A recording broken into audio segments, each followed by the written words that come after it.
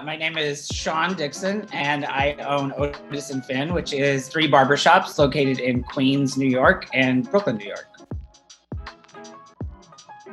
I started the barbershop with my partner, Kirk, and we started the shops about 7 years ago. Kirk's been in the industry longer, but we decided to branch out and do our own things around 7 years ago. Before that, I was actually a lawyer before I got into this industry. I saw the fun that Kirk was having at work and how much he enjoyed it and sort of what he was able to do and the people he was able to connect with. And so we thought it would be good to sort of branch out and build our own thing for the communities that we ran. Definitely my favorite aspect of the job is the people. I mean, that's why we do it.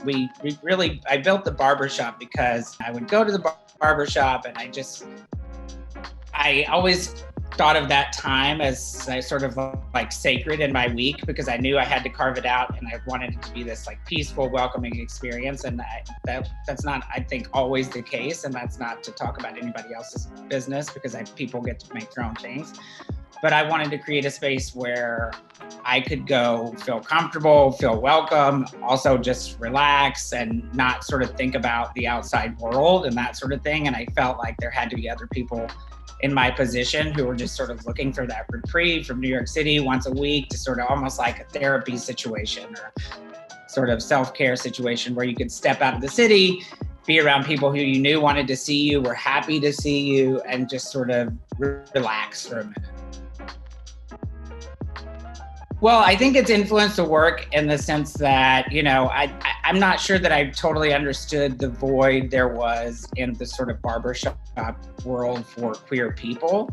It sounds silly in hindsight to say that I'm not sure I recognized how uncomfortable some people could be in the barbershop because of sort of the traditionally macho culture around barbering and sort of the conversation and that sort of thing. And so, what we've done over time is just try to just be ourselves.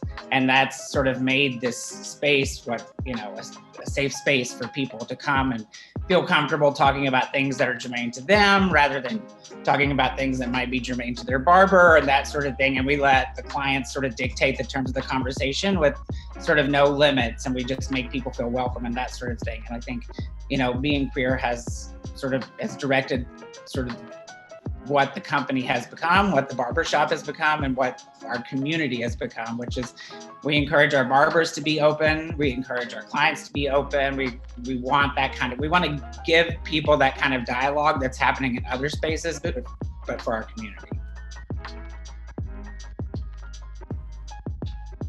Yeah, I think it's been, for the craft, I think it's allowed us to create a space for people to be comfortable at work. I think, I don't know, because I don't keep tabs on it, but probably half or 60% of our barbers are queer, but the other 40% are not, but everybody feels comfortable. Everybody feels welcome, no one feels uncomfortable. It's a community where everybody's included. And I think that's sort of a big difference. We're not excluding anybody. We're welcoming everybody. And probably even half or, somewhere around half of our clients are straight or, and half are queer.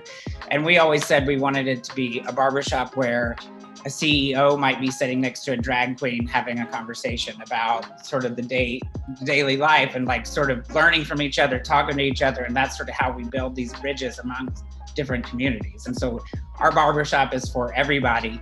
We don't say men's cuts, women's cuts either. We just have haircuts and, fades or whatever, shape ups and that sort of stuff, but we don't differentiate between men's and women's cuts. Or have any sort of particular clientele. Our clientele is everybody. I think, as society becomes more inclusive, as we evolve, as we learn more about each other, as we learn more about people, as we learn more about respecting each other and how we want to be treated and treat one another. It's important that the industry grow with that. I would like to see more places, and I think there are more places who are reaching out to different communities who may not traditionally have been their clientele and that sort of thing. Because like I said, for me, this was about not only creating a safe space for queer people, but for having a place where it's people of all walks of life coming and talking together, because you might not get that anywhere else. I think in a lot of aspects of our society, and whether it's like the kinds of jobs we take or the kinds of bars we go to, we sort of tend to sort of line up with people who we most identify with. And I understand that, because that makes people feel comfortable, and it's good to have those spaces. But I also think it's good to have a safe space where you know that you can engage in a conversation with a person who's different from you, has a different opinion than you, maybe has a different view, outlook on life, has a different background and that sort of thing, but we're all coming to the conversation from a point of respect. And I think that's the value in having this sort of space where everybody's welcome, and everybody feels welcome to come and talk and share and say their piece, but everybody's respected.